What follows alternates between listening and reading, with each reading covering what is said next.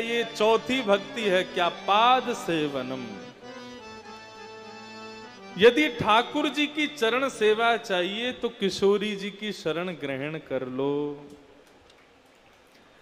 अच्छा, ये बात केवल मैं कह रहा हूं ऐसा ही नहीं है। ठाकुर जी की चरण सेवा यदि चाहिए तो उसके लिए किशोरी जी की शरण ग्रहण करो। ये बात श्रीमद् भागवत में हमारी ब्रज की अधिष्ठात्री श्री यमुना महारानी ने इस बात को वर्णन किया है। कब वर्णन किया, बहुत ध्यान से सुनिएगा, बहुत सावधानी से सुनिए।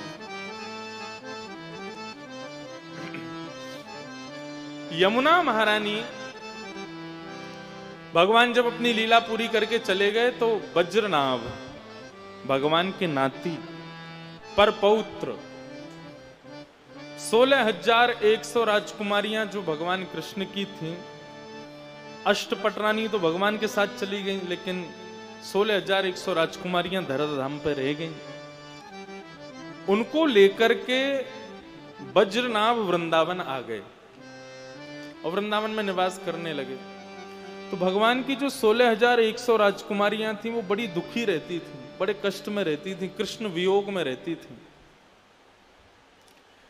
तो कृष्ण वियोगी समस्त पटरानियां भगवान की 16,100 रानियां एक दिन रोते रोते यमुना जी के किनारे गईं। हमारे वृंदावन का जल इसलिए भी खारा है क्योंकि कृष्ण विरह में संपूर्ण ब्रज गोपियां, कृष्ण विरह में कृष्ण पटरानियों ने जो अपने अश्रु भाई वही इस भूमि में वृंदावन के अंदर विद्यमान है। तो कृष्ण पटरानियां रुदन करती हुई यमुना जी के किनारे गई। यमुना भगवान की चौथी पटरानी है। तो कृष्ण पटरानियों ने जाकर के कहा, यमुना तुमको कष्ट क्यों नहीं हो रहा है?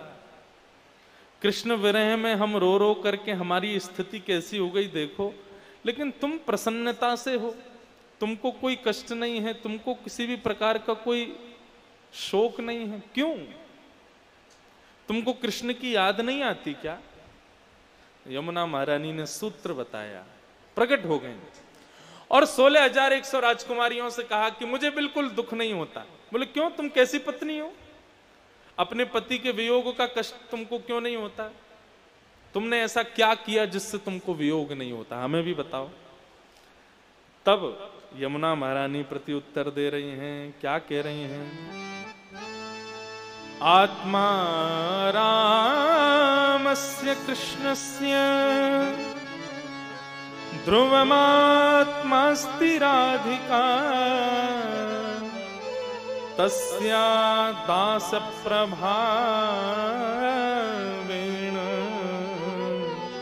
विरहोस्मान् संस्पृशे। यमुना महारानी कह रही हैं, हमारे प्राण कौन है? हमारे प्राण कृष्ण है। और कृष्ण के प्राण कौन है? कृष्ण की प्राण राधिका है। बोले तुम वृंदावन आ गई हो, अब वृंदावन में आकर के कृष्ण को याद मत करो। तो बोले आत्मा रामस्य कृष्णस्य, हमारी आत्मा कृष्ण है और ध्रुवमात्मास्ति राधिका, उस कृष्ण की आत्मा राधिका है। बोले राधिका कौन है? बोले अरे राधिका कोई लहंगा फरिया वाली कोई स्त्री नहीं है। राधिका कोई ऐसी नहीं, कोई श्रृंगार करके कोई स्त्री प्रकट हो जाए या राधिका कहीं रहती हो।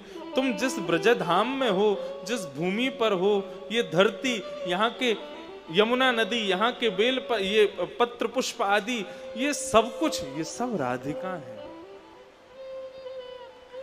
हमारे वृंदावन में जितने भी वृक्ष हैं, जितने भी पौधे हैं, ये राधिका जी के रोए हैं। हमारे वृंदावन की जो यमुना नदी है, ये राधिका जी की नाड़ी है। हमारे वृंदावन के जो ठाकुर जी हैं, श्री बांके बिहारी, राधा वल्लभ लाल, देखो दोनों अगल बगल में विराज रहे हैं, ये किशोरी जी के नेत्र हैं। राधा रमन लाल, ये किशोरी जी का मुखमंडल है। अरे ये संपूर्ण ब्रजमंडल ही किशोरी जी का स्वरूप है।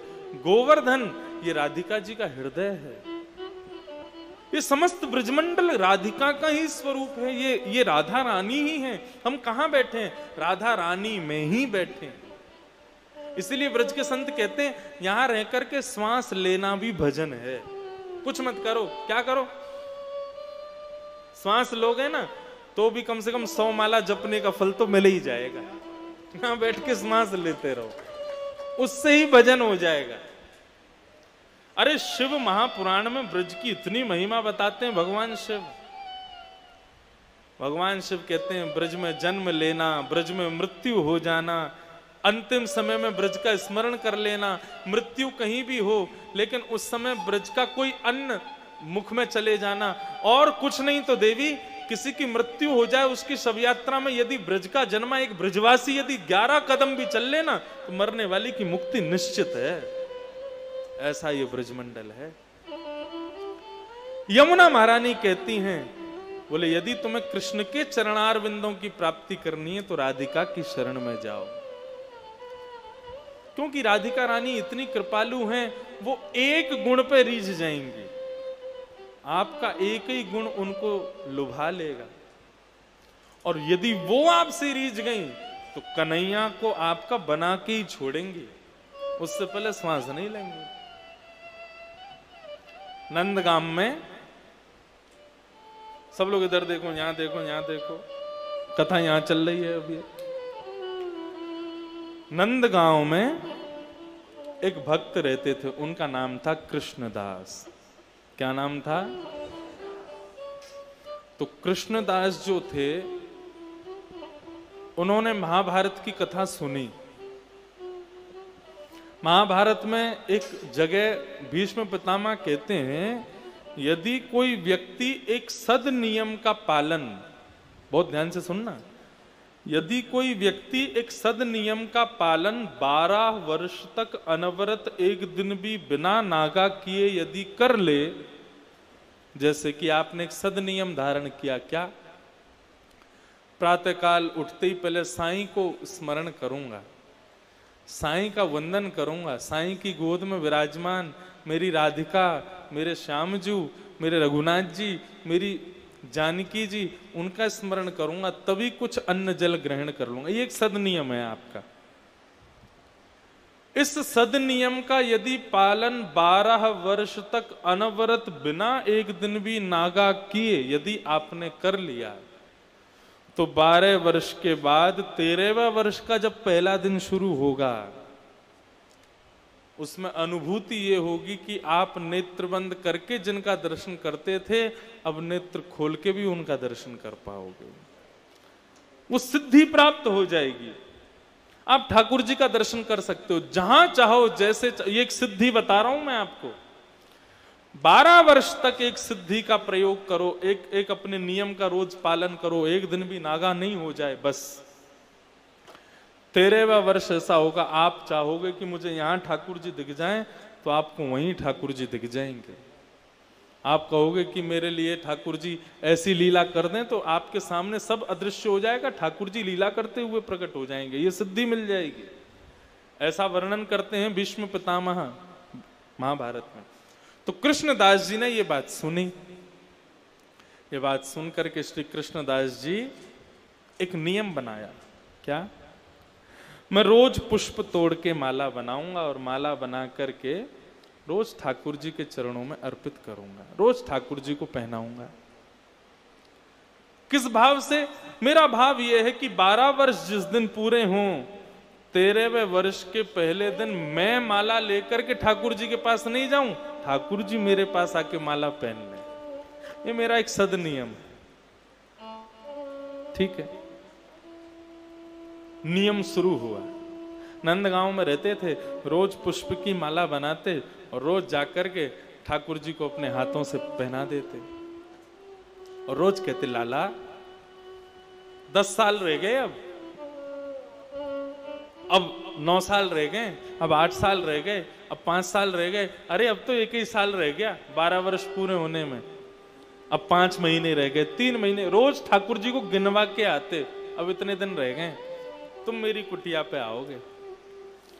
12वें वर्ष का अंतिम दिन था, बहुत तेज ज्वर चढ़ा था कृष्णदास को, बुखार, मूसलाधार बारिश सुबह सुबह हो रही थी। कृष्णदास जी ने फिर भी माला बनाई। बोले अरे ये ज्वर, ये सब बीमारी हारी, ये सब तो मेरी परीक्षा लेने आई हैं, लेकिन मैं नहीं रुकूंगा। कल 13वें वर्ष का पहला दिन है, कल कन्हैया मेरे घर आएंगे, माला पहनेंगे। और सुंदर सी माला लेकर के गए और जाकर के कन्हैया के श्री अंग पे धरा के बोले, लाला आज मेरा नियम पूरा हो गया। 12 वर्ष में एक दिन भी मैंने नागा नहीं किया, रोज माला पहनाई। केवल एक ही इच्छा है, क्या? कल आप आना माला पहनने मेरी कुटिया पे। और कृष्णदास जी गए और शाम से ही महाराज 56 भोग बनाना शुरू किया। कल ठाकुर जी घर पे पधारेंगे। तू है सखी बड़ भाग बड़ी, नंदलाल तेरे घर आवत है। आप में से कितने लोगों के यहाँ पे ठाकुर जी की सेवा है? हाथ ऊपर करो। सबके घर है, तो सबके लिए हमारा ये पद आप लोगों के लिए है। और हमारे सोनू साईं, पुनीत साईं, हमारे बड़े साईं, संपूर्ण साईं परिकर को, जो अपने ठाकुर जी का श्रृंगार स्वयं करते हैं, जो अपने साईं की श्रृंगार स्वयं करते हैं, उनके लिए ये पद है। तू है सखी बड़ भाग बड़ी, गोपाल तेरे घर आवत है।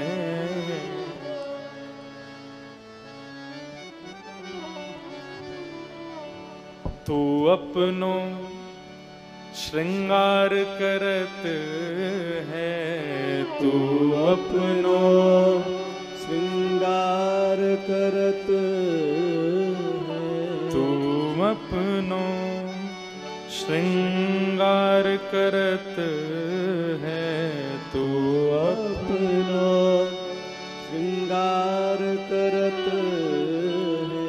ये दर्पण हाथ दिखावत है रे, दर्पण हाथ दिखावत है।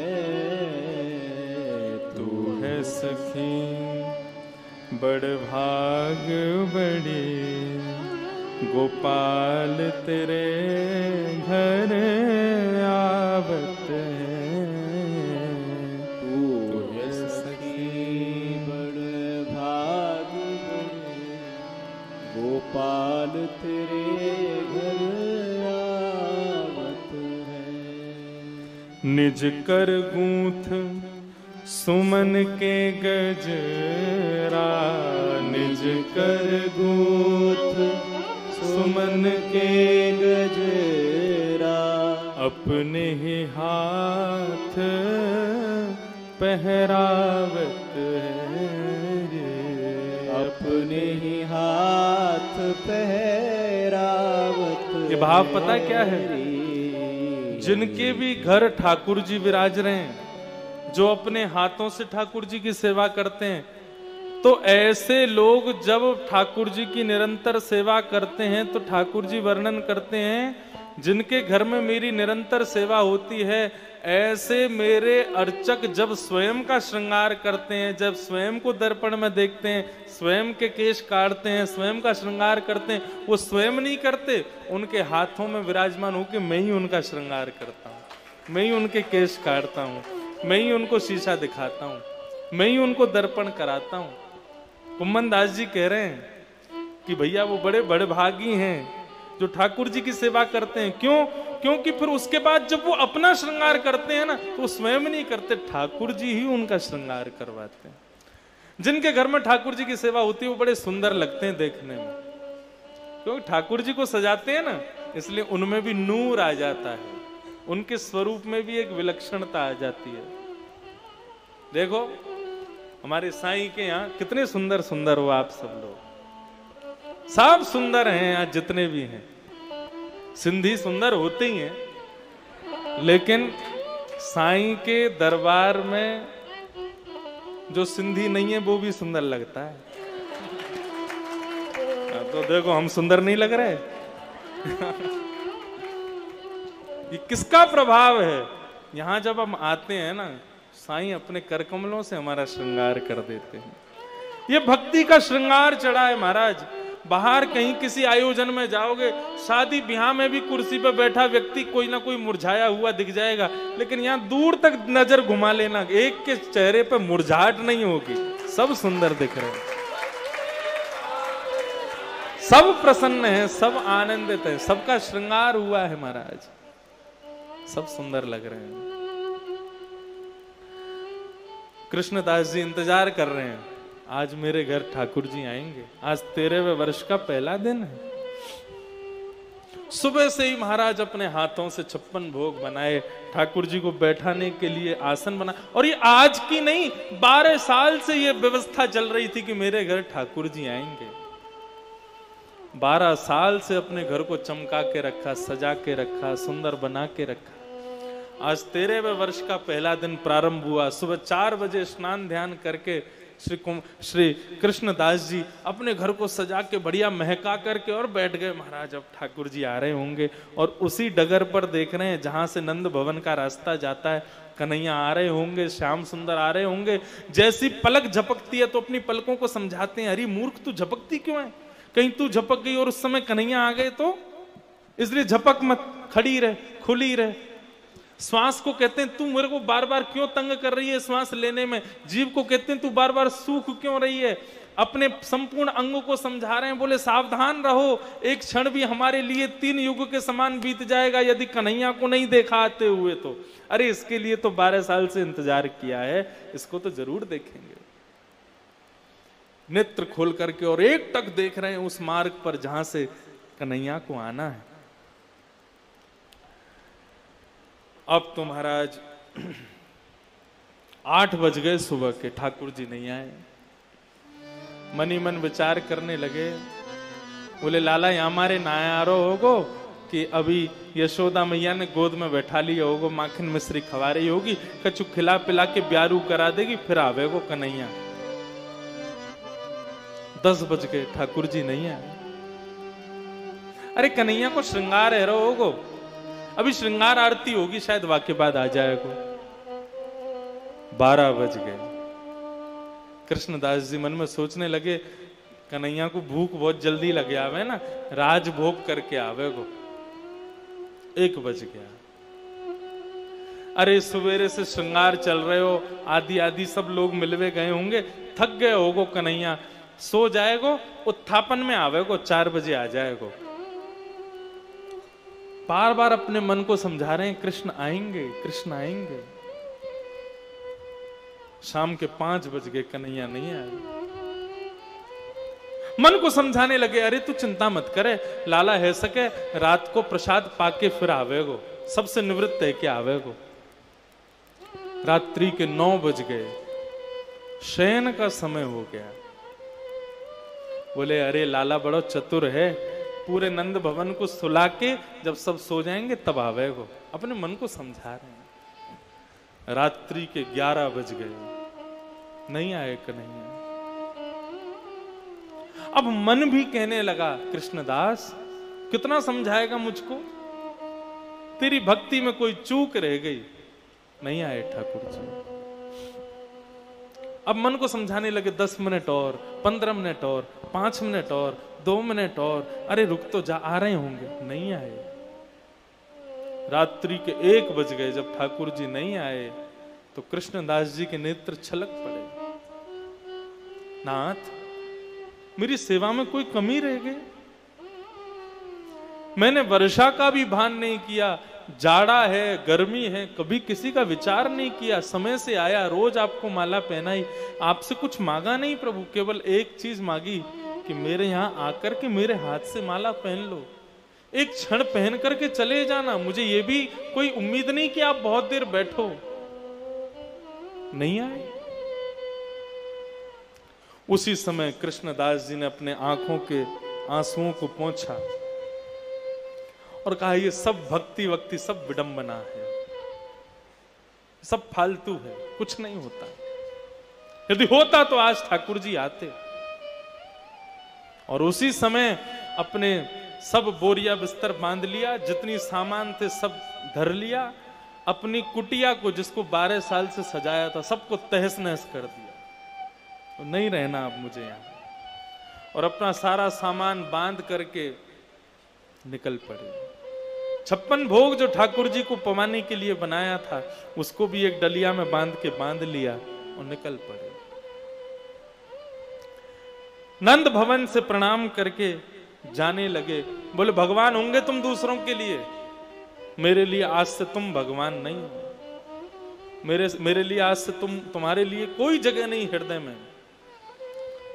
ऐसा सुना करके, खड़ा खोटा बुरा भला बोल करके, और जैसे ही नंदगांव से बाहर जाने लगे, तभी बगल के वन से गायों का भयंकर झुंड दौड़ता हुआ आ रहा था, और झुंड आकर के मार्ग को पार करके दूसरी तरफ जा रहा था।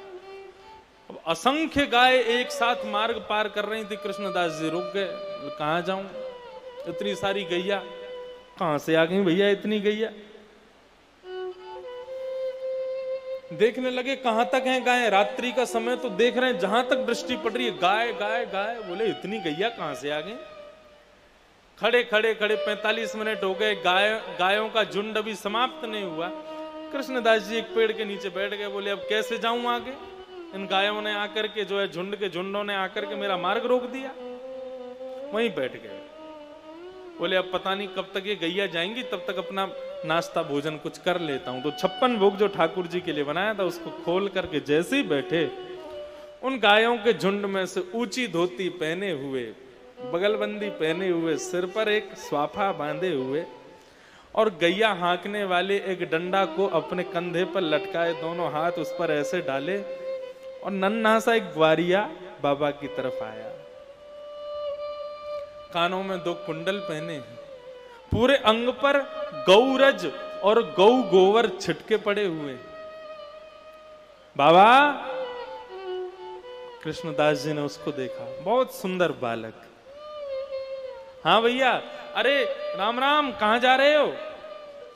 अरे भैया कहां जा रहा हूं वो तो सब बाद में बताऊंगा, आजा लाला बैठ जा। ग्वारिया बैठ गया। बोले ये बताइए कौन की गैया है।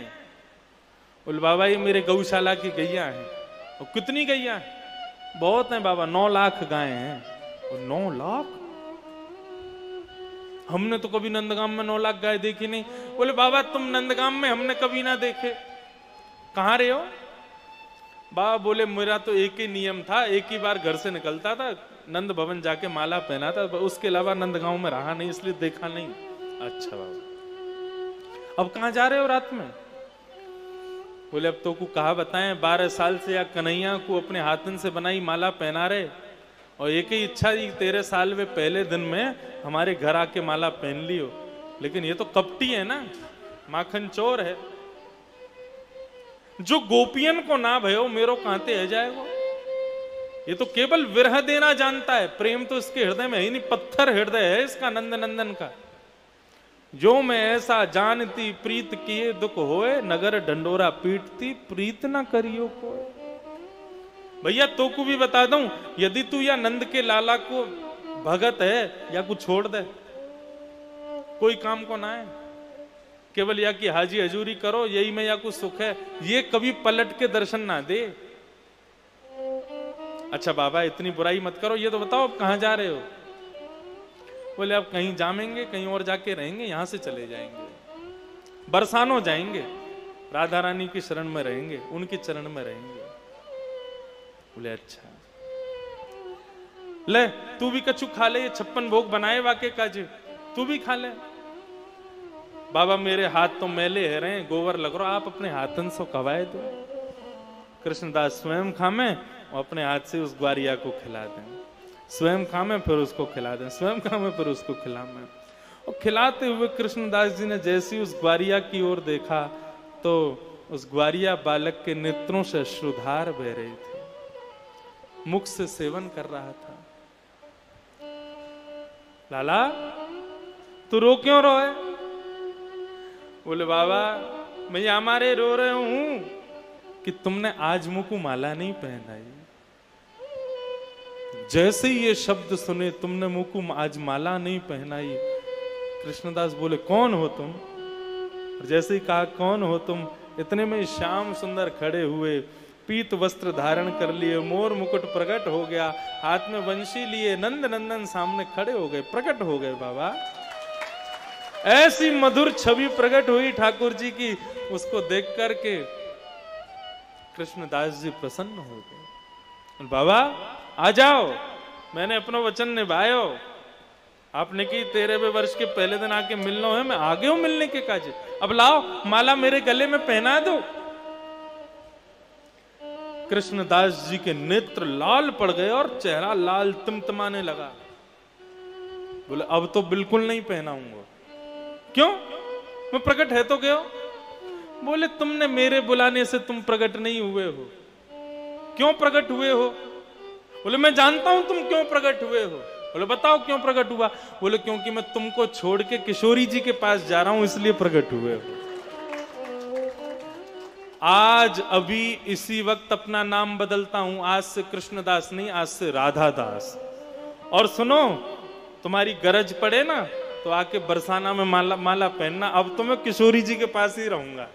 अब तो ठाकुर जी उनको पकड़े और कृष्णदास जी हाथ छुड़ा के दौड़ करके सीधे बरसाना गए और मन में विचार करने लगे, जिन किशोरी जी के यहां जाने का मन बनाने मात्र से श्याम सुंदर प्रकट हो गए, उन किशोरी जी की शरण में रहूंगा तो ये तो नित्य चाकरी करवे आवे वो, वहां पे नित्य दर्शन करावे वो। तो इसलिए भैया श्रवणम कीर्तनम विष्णु स्मरणम, और ये जो चौथा है ना पाद सेवन, यदि ठाकुर जी की चरण सेवा चाहिए तो किशोरी जी की शरण में चले जाओ, किशोरी जी की शरण ग्रहण कर लो। मैं गाता हूं अपनी कथा में, मोहे तो भरोसो है तेरो री किशोरी राधे, मोहे तो भरोसो है तेरो री किशोरी राधे, मोहे तो भरोसो है तेरो री किशोरी राधे, मोहे तो भरोसो है तेरो री किशोरी राधे, मोहे तो भरोसो है तेरो री किशोरी राधे, मोहे तो भरोसो है तेरो री किशोरी राधे, मोहे तो भरोसो है तेरो री किशोरी राधे, मोहे तो भरोसो है तेरो री किशोरी राधे, मोहे तो भरोसो है तेरो री। कुछ नहीं चाहिए हमें आपसे, केवल एक चीज चाहिए, भुक्ति मुक्ति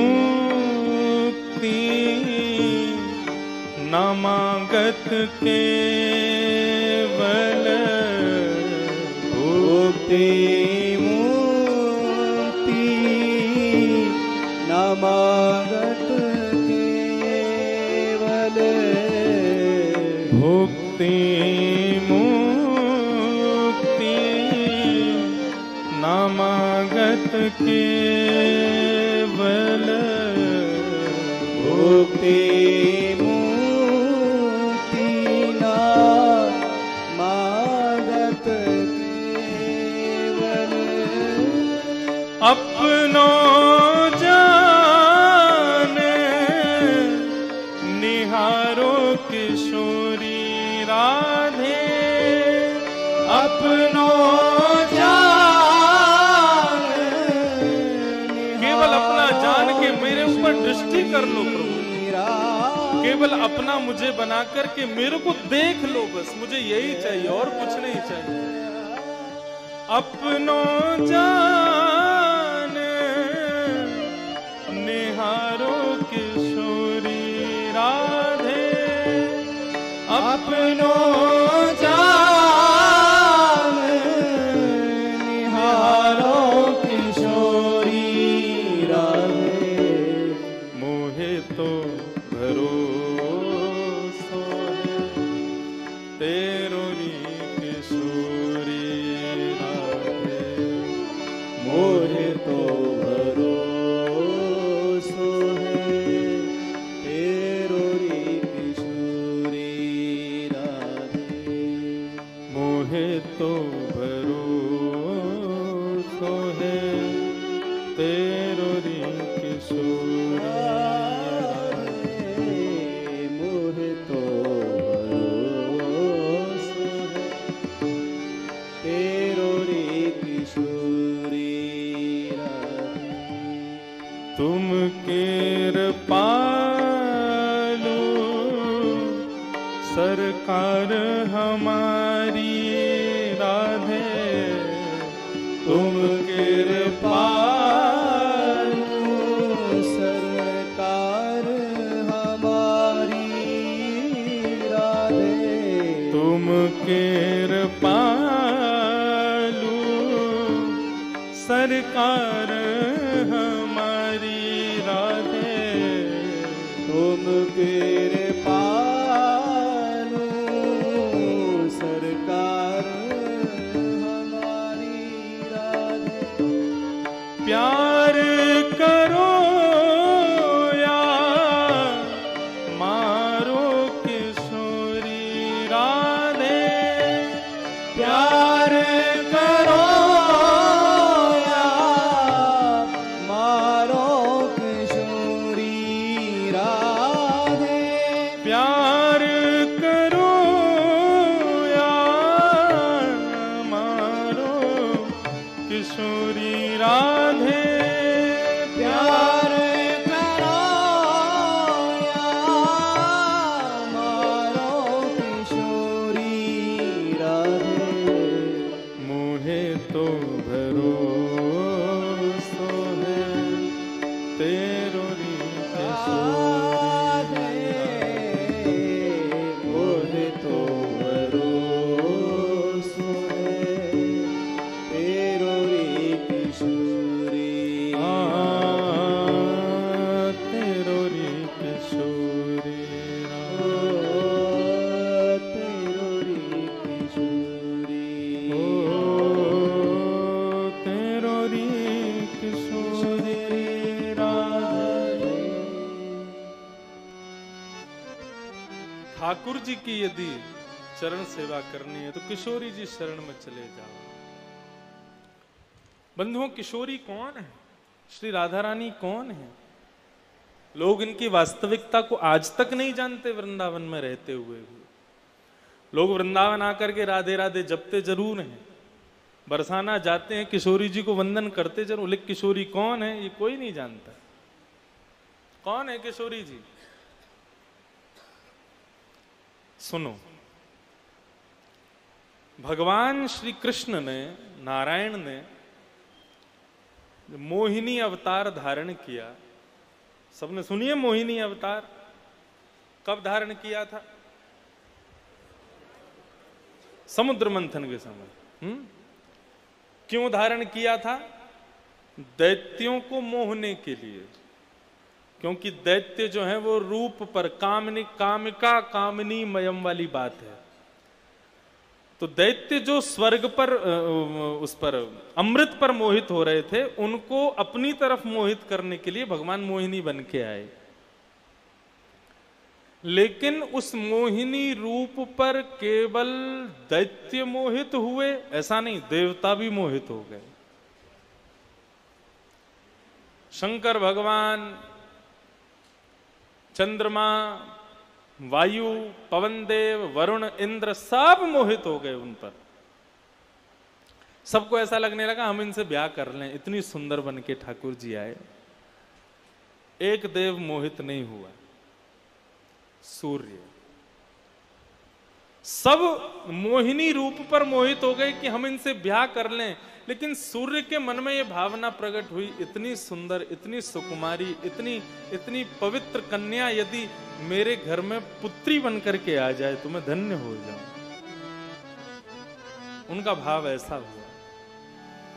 मोहिनी ने किसी देवता के प्रति अपने उद्भाव प्रकट नहीं किए, लेकिन जैसे ही सूर्य के मन में आया कि ऐसी बेटी मेरे यहां पर पुत्री बनकर के आवे, मोहिनी ने सूर्य को देखा और सूर्य की ओर देखते हुए मोहिनी भगवान बोले, आपकी इच्छा पूर्ण होगी सूर्य। आप अभी त्रेता में एक राजा बनकर के आएंगे, उनका नाम मुझे स्मृति में नहीं है। उस राज्य रूप में तुम हमारी खूब तपस्या करना, और उसी तपस्या का फल होगा कि आप द्वापर में वृषभानु बनकर के आएंगे। भानु का मतलब क्या होता है? सूर्य। तो वृषभानु जी आपका प्रादुर्भाव होगा, और जब आप वृषभानु बनकर के आएंगे तब हम वसुदेव के यहां कृष्ण बनकर के आएंगे। लेकिन ये जो मोहिनी अवतार है मेरा, ये परम करुणा कृपामयी रूप धारण करके आपके यहाँ किशोरी राधा रानी बनकर के पधारेंगे। मैं मोहिनी ही अति सुकोमल, अति सुंदर स्वरूप से आपके यहाँ प्रेम की स्थापना करने के लिए आऊंगी। कृष्ण ज्ञान की स्थापना करने आएंगे, राम वैराग्य की स्थापना करने आएंगे, और मैं प्रेम की स्थापना करने आऊंगी। और ऐसा रूप धारण करके आऊंगी कि मेरा वास्तविक कृष्ण स्वरूप भी सदा सर्वदा मुझ पर मोहित ही रहेगा। लोगों पर कृपा करने के लिए, सब पर सहज करुणा करने के लिए मैं आपके यहाँ पुत्री रूप धारण करूंगी। मैं ही आपके यहाँ राधा रानी बन के आऊंगी। वही मोहिनी अवतार में जो नारायण मोहिनी बन के आए, उसी मोहिनी स्वरूप को और सुंदर और सहज और करुणावंत करके भगवान ने श्री वृषभानु जी के यहां पर अवतरण लिया। राधा रानी बनकर के ठाकुर जी पधारे, और राधा रानी वहां बनकर के आए तो ऐसा राधा रानी जी के चरित्र में पढ़ा जाता है, बताया जाता है, राधा रानी महीनों तक ना तो रोई ना बोली, केवल नेत्र खोल करके मुस्कुराती हैं, बस मुस्कुराती हैं और देख करके फिर नेत्र बंद करके फिर सो जाती हैं, शयन में रहती हैं। इस बात से बहुत चिंता में पड़ गए वृषभानु जी और कीर्तिदा। बोले हमारी बेटी रोती नहीं है, बोलती नहीं है, कुछ करती नहीं है। तो नारद जी महाराज को बुलाया, नारद जी से कहा कि हमारी बेटी सोती रहती है और जब नेत्र खोलती है मुस्कुरा के फिर सो जाती है, दूध पीती है फिर सो जाती है, आप कुछ करो, ये थोड़ी रोना तो शुरू करे, कुछ तो आवाज इसके मुख से निकले। नारद जी बोले मुझको लेके चलो अपनी लाली के पास। वृषभानु जी जब राधा रानी का दर्शन करने के लिए गए तो नारद जी जब राधा रानी का दर्शन करने गए तो स्वर्ण पालने में झूल रही हैं श्री किशोरी जी। किशोरी जी को जैसे ही देखा, उनकी सुंदर कांति को देख करके श्री नारद जी महाराज मोहित हो गए। अभी अभी नंद नंदन का दर्शन करके आए हैं ब्रजमंडल में, तो नारद जी वृषभानु जी को कहते हैं, बोले अभी अभी नंद के लाला को देख के आयो, आपके नंद के लाला और आपकी लाली राधा रानी में केवल इतना फर्क है, वो सांवरो ये गोरी है, नहीं तो दोनों की कांति एक सी है, बिल्कुल एक से हैं देखने में। नारद जी ने कही, हे वृषभानु जी आप थोड़ा न बाहर जाओ, मुझको एकांत में न मैं बात करूं।